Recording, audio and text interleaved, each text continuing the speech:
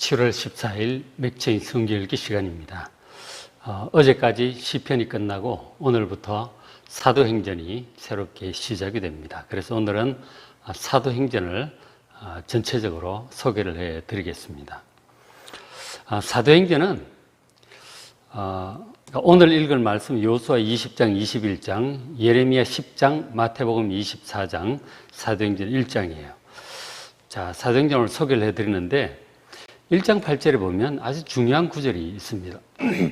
오직 성령이 너희에게 임하시면 너희가 권능을 받고 예루살렘, 온 유대, 사마리아 땅 끝까지 이르러 내 증인이 될 것이다. 예수님께서 승천하시면서 남기신 마지막 말씀이었어요. 남은 제자들에게 저런 말씀을 해주신 거죠. 성령이 임하실 테니까 너희들 권능을 받고 예루살렘, 온 유대, 사마리아 땅 끝까지 예수님의 증인이 되라고 그렇게 말씀을 하시고 승천을 하셨습니다. 그러니까 이 사도행전은 저 구절에 전체적인 내용이 다 압축되어 있다고 볼 수 있습니다. 그러니까 이 사도행전은 예수님의 부활 승천 후 남은 이 제자들 중심으로 해서 초대 교회가 어떻게 탄생을 했고 또 그들을 중심으로 해서 복음이 어떻게 예루살렘에 전파되었고, 예루살렘 참 어렵죠. 그 박해자들이 있는데, 예수님 죽인 사람들이 있는 곳인데, 그 예루살렘에 어떻게 복음이 전파되고, 넘어서 온 유대에 퍼지고, 또 사마리아 지역까지 복음이 전파되고, 더 나아가서 땅 끝까지 복음이 전파될 것이라고 하는, 예수님이 전파될 것이라고 하는 저런 놀라운 말씀을 하신 저 일이 실제로 이루어지는 과정을 아주 생생하게 기록하고 있는 내용이 사도행전인 것입니다. 자, 저렇게 이제 볼 때 예루살렘에 복음이 전파되고 온 유대 그리고 사마리아 지역까지 복음이 전파되는 그 과정에 있어서 예수님의 제자 베드로가 아주 중요한 역할을 저기서 하게 됩니다. 그리고 이제 사도행전 이제 중반부로 넘어가면서 이제 넘어서서 땅 끝까지 로마 전역에 복음이 전파되는 데는 원래 기독교 박해자였던 이 사울이 나중에 바울이 되어서 땅 끝까지 복음을 전파하는 또 가장 중요한 역할을 담당하게 됩니다. 전반부에 어떻게 보면 주인공은 베드로처럼 이렇게 등장을 하고 후반부에는 바울이 중요한 인물로 등장을 하게 되는 것이죠. 자, 그래서 사도행전은 1장부터 28장까지 있는데 먼저 앞에 1장부터 7장이 바로 첫 교회인 예루살렘 교회의 시작, 이 탄생에 관해서 자세히 기록을 해주고 있어요. 자, 교회가 어떻게 시작이 되었느냐면 자, 2장 1절에 주님께서 이미 말씀하시기를 성령께서 임하시면 권능을 받고 너희가 내 증인이 될 것이다. 그렇게 말씀을 하셨거든요. 그래서 남은 제자들이 정말 마가의 다락방에 모여 열심히 기도를 했어요.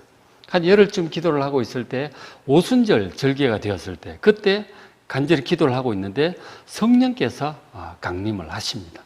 모두가 성령의 충만함을 받고 불과 바람과 같은 성령의 충만함을 받고 이제 방언을 하며 또 복음을 전하기 시작합니다. 그러니까 이 일꾼들이 성령의 충만함을 받아야 그 성령의 권능을 힘입어서 예수 복음을 전할 수 있게 된 것이죠.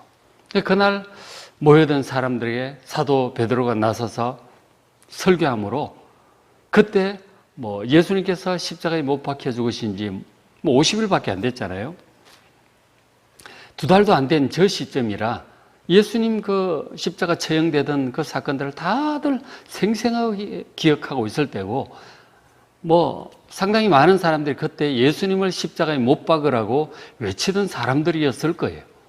그들에게 예수님이 부활하셨고 당신들이 죽였지만 부활하셨고 그리고 승천하셨고 그래서 성령을 보내주셨기 때문에 이런 일이 일어난 것이다. 예수님이 하나님의 아들이고 그리스도인이 회개하라고 강력하게 선포를 하게 됩니다. 사람들이 그 말씀을 듣고 마음이 믿어진 것이 우리가 큰일 났구나. 이 그리스도를 죽였으니 이 죄를 어찌할꼬. 굉장히 근심하면서 사도들에게 묻습니다. 형제들아, 우리가 어찌할꼬? 그랬다. 회개하고 예수를 믿으라. 세례를 받으라. 그러면 당신들도 우리처럼 성령의 충만함을 받게 될 것이다. 그런 요지의 설교를 통해서 그날 3,000명이나 되는 사람들이 한꺼번에 예수를 믿고 세례를 받게 됩니다. 그래서 시작된 교회가 예루살렘 교회예요. 성령 강림으로 생겨난 첫 교회인 것이죠. 사도들이 지도하는 그런 교회가 탄생을 하게 되었습니다. 그래서 복음이 저 예루살렘 교회를 중심으로 사도들을 중심으로 급속도로 예루살렘에 퍼집니다. 허다한 제사장의 무리도 예수님을 믿었고 사도들을 통해서 많은 표적이 나타났어요. 그렇게 복음이 막 순식간에 퍼져가니까 예수님을 박해하다가 십자가에 못 박아 죽인 이 당국자들이 대제사장, 공회원 이런 사람들이 복음이 퍼져가는 것을 좌시할 수 없잖아요. 다들 예수를 믿게 되면 이 그리스도를 죽인 자기들이 뭐가 됩니까? 그러니까 이건 가만둘 수 없는 것이죠. 대대적인 박해가 시작되었습니다. 그 박해의 첫 희생으로 순교를 당한 분이 바로 스데반이었어요. 스데반 집사님이 순교를 당하게 됩니다. 그러면서 그 박해 행동 대장격으로 앞장선 사람이 바로 사울이었던 것이죠. 그래서 박해를 받고 그리스도인들이 다 도망갑니다. 흩어집니다. 어떡하겠어요? 사도들은 예루살렘을 지켰지만 수많은 대부분의 그리스도인들이 사방으로 흩어집니다. 도망을 간 것이죠. 자, 이렇게 해서 기독교가 소멸되는가? 그렇지 않았습니다. 오히려 흩어진 그 사람들이 가는 곳마다 복음을 전하게 되었어요. 그래서 사마리아에도 복음을 전하게 되었고 특히 빌립 집사 중심으로 많은 사람들이 또 그곳에서 예수님을 믿게 됩니다. 그리고 또 많은 사람들이 또 북쪽으로 막 도망을 가다가 안디옥 쪽으로 가게 되는데 그곳은 이방인 지역이죠. 그 안디옥 쪽에 가서 복음을 전했는데 또 많은 사람들이 이방인들이 예수를 믿게 된 거죠. 그러면서 그곳에서 이방인 교회가 탄생하게 됩니다. 자, 8장 1절에 보면 대박해의 상황을 저렇게 기록을 하고 있는데 사울은 그가 죽임당함을 마땅히 여기더라. 그날에 예루살렘에 있는 교회에 큰 박해가 있어 사도 외에는 다 유대, 사마리아 모든 땅으로 흩어집니다. 근데 흩어진 그들이 복음을 전하면서 복음이 그냥 빠른 속도로 퍼져나가게 되었던 것이죠. 자, 저렇게 되었고 그 다음에 이제 9장에 넘어가시면 이 박해자 사울이 예수님을 믿게 돼요. 예수 믿는 사람 다 붙잡으러 다메섹으로 가다가 공중에서 밝은 빛에 내리비치고 예수님의 음성이 들립니다. 사울아 사울아 네가 어찌하여 나를 박해하느냐. 그 음성을 듣고 사울이 놀랍니다. 충격을 받고 눈이 멀어 버리죠. 한 사흘간 눈이 멀어서 회개 기도하고 그러던 중에 또 사흘쯤 지나서 예수님께서 사람을 보내어 그로 하여금 눈을 뜨게 하시고 예수 믿게 하시고 세례를 베풀도록 하셨어요. 그래서 이 박해자 사울이 예수를 믿게 됩니다. 그것이 이제 9장이죠. 자, 박해자가 변화되면 가장 큰 일꾼이 될 수 있습니다. 그래서 우리나라에도 일제시대 때 아주 불량배였던 김익두라고는 청년이 있었는데 그가 또 예수님을 믿게 되면서 또 아주 우리나라의 강력한 신유 연사를 가진 부흥사가 되어 큰 사역을 하게 되었죠. 그래서 이 참 정말 교회를 싫어하고 박해하려고 하는 그런 사람이 있다 할지라도 그들을 포기하지 마시고 꾸준히 기도하시면 그들이 또 성령의 역사로 변화되어서 중요한 일꾼이 될 수도 있습니다. 사울이 그것을 보여준 것이죠. 어쨌든 이 박해자 사울이 예수를 믿게 되었다고 하는 것은 엄청난 중요한 전기가 됩니다. 그리고 이제 이어지는 10장, 11장을 보면 이제 이방인 선교가 본격적으로 시작이 돼요. 먼저 이 사도 베드로에 의해서 이 이방인 백부장 고넬료라는 사람이 있었는데 그 가정이 다 예수를 믿게 돼요. 이방인 백부장이 예수를 믿게 됩니다. 이방인이 예수를 믿고 성령 충만을 받습니다. 사도들도 전부 놀래죠. 이방인이 성령 충만을 자기들처럼 똑같이 받는 것을 보고 굉장히 놀라게 됩니다. 어쨌든 이방인이 예수를 믿게 되었고, 그리고 또 흩어진 그리스도인들의 전도로 이방인 지역 안디옥에서 많은 이방인들이 예수를 믿으면서 이방인 교회가 저절로 생겨나게 됩니다. 그래서 그것을 예루살렘에 얘기를 했더니 사도들이 그 성도들을 말씀으로 지도할 수 있도록 목회자로 바나바를 보냅니다. 바나바가 그것을 목회를 하면서 사람이 너무 많아서 혼자서 힘드니까 또 이 회개한 사울, 이름이 바울이 되죠. 바울을 불러서 같이 목회를 이렇게 하게 되었습니다. 그게 이제 바울과 바나바가 최초의 이방인 교회인 안디옥 교회 교역자로 함께 섬기게 되었던 것이죠. 자, 그렇게 하다가 어느 날 성령께서 감동을 주셔서 금식을 하라고 하십니다. 특별히 그 목회자들, 안디옥 교회 5명의 목회자들에게 금식 기도를 명하셔서, 그래서 금식 기도하는 중에 성령께서 감동 주시기를 바나바와 바울 두 사람을 이방인 선교사로 파송하라고 하는 그런 이제 말씀이 있습니다. 그래서 이제 두 사람이 로마 지역 선교사로 공식적으로 파송이 됩니다. 그렇게 해서 이제 12장은 나중에 보십시오. 13장, 14장 이제 바울과 바나바가 함께 1차 선교 여행을 떠나게 됩니다. 이방인 선교를 본격적으로 이제 떠나게 되었죠. 사역자가 주로 이제 어디 가서 했느냐면은 소아시아 지역으로 갔어요. 소아시아라고 하는 것은 지금 터키 지역이죠.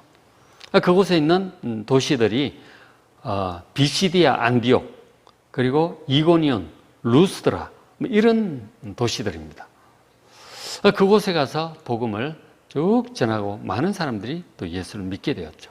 자, 그러고 다시 돌아옵니다. 그리고는 이제 15장은 또 넘어가서 나중에 보시고 16장, 18장 바울과 바나바가 2차 선교여행을 떠났다가 초기에 둘이서 아주 어떤 문제가 있어서 둘이 헤어지게 됩니다. 따로 사역을 하게 돼요. 그래서 16장부터는 바울, 이제 더 이상 바나바는 별로 나오지 않습니다. 바울 중심으로 2차 선교 여행을 하게 되는데, 이제 2차 선교 여행이 이제 가장 중요한 선교 여행이라고 볼 수 있죠. 바울이 독립해서 주도적으로 선교하게 된 것이 2차 선교 여행이고, 그 다음에 또 사도 바울은 그 원래 복음을 전했던 이 소아시아 지역을 둘러보고 그렇게 하려고 했었어요. 근데 영 막 일이 형통하지 않은 거예요.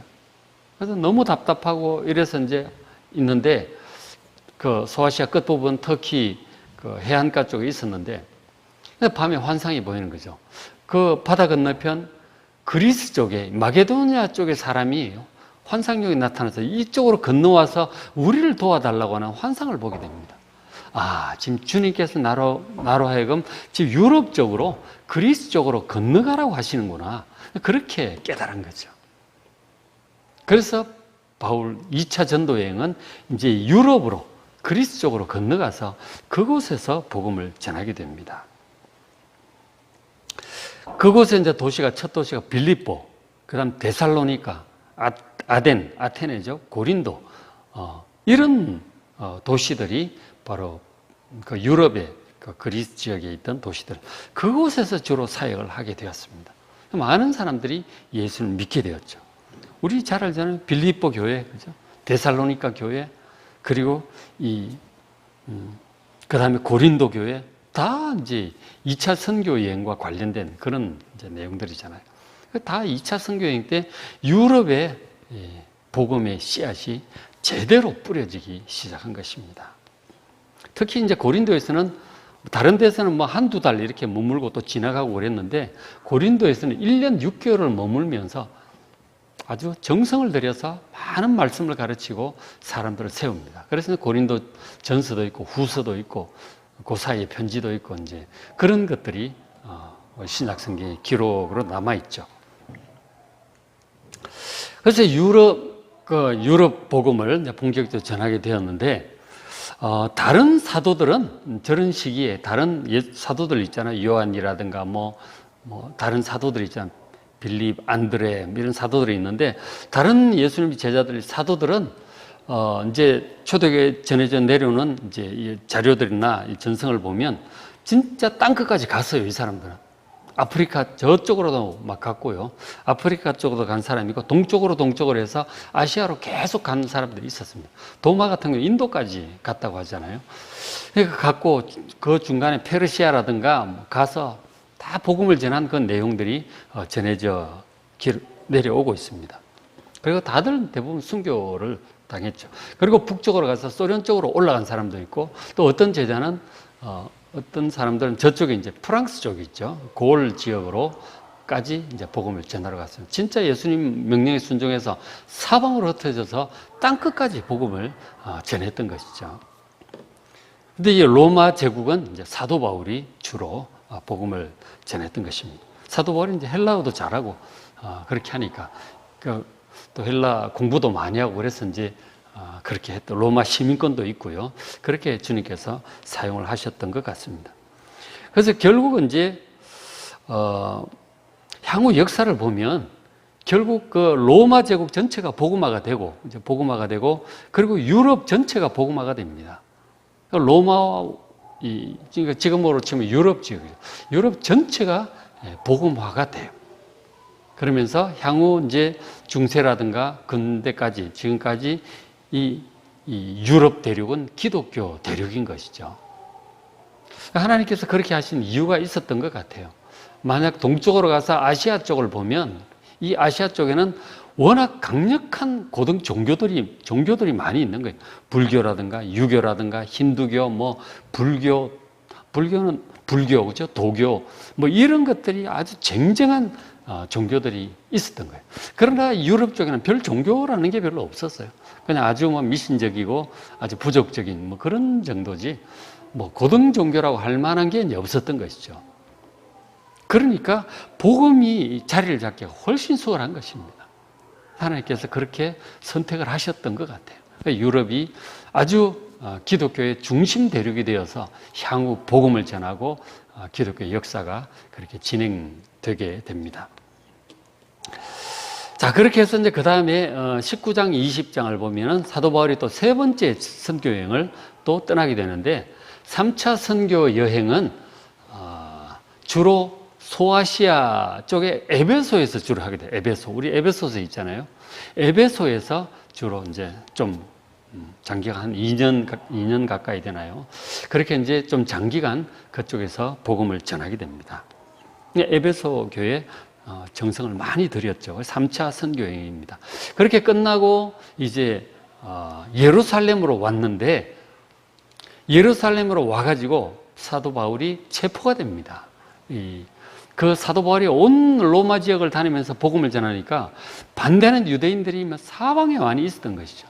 그들이 이 사도 바울을 고발하고 이렇게 해가지고 결국 예루살렘에서 체포가 돼 막 소동이 나고 죽이려고 들고 이래가지고 뭐 천부장이 오히려 바울을 살려주고 막 이렇게 일들이 진행이 되죠. 그래서 이제 보니까 로마 시민권을 가졌잖아요.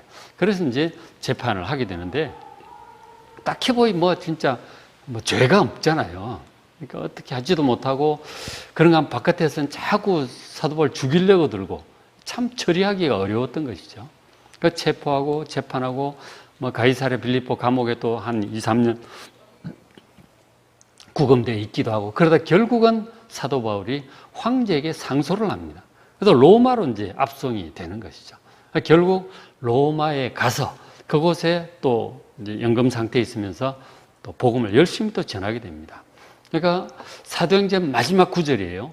28장 30절에 바울이 온 이태를 그러니까 만 2년이죠. 2년간 자기 셋집에 머물면서 이제 가택의 연금 상태죠. 머물면서 자기에게 오는 사람을 다 영접하고 하나님의 나라를 전파하며 주 예수 그리스도에 관한 모든 것을 담대하게 거침없이 가르치더라. 저렇게 사도행전은 끝이 납니다. 사도 바울이 이 마지막 사역으로 로마에 가서 제국의 수도 로마에 가서 많은 사람들에게 복음을 전하게 되었습니다. 그리고는 결국 그곳에서 순교를 당하게 되었죠. 자, 이렇게 사도행전 소개를 해드렸는데 성령의 강력한 역사하심과 이 사도들의 헌신적인 전도로 주 예수님께서 부활 승천하신 후 40여 년 남짓, 40, 50년 만에 복음이 온 로마 지역과 그리고 땅 끝까지 전파될 수 있었습니다. 그래서 우리에게 주어진 이 복음 전파와 시대적인 사명을 우리가 잘 깨닫고 잘 감당하는 우리가 되었으면 좋겠습니다. 그래서 오늘부터 시작되는 사도행전 이 전체적인 내용을 마음에 품고 흥미있게 어떻게 성령께서 이렇게 역사해 나가셨는지, 교회가 확장되어 나가고 했는지를 한번 잘 음미해 보는 그런 기간 되시길 바랍니다. 요수아 20장, 21장 읽으시고 예레미야 10장, 마태복음 24장 종말에 관한 말씀이죠. 사도행전 1장 말씀 읽으시고 은혜 많이 받으시기 바랍니다.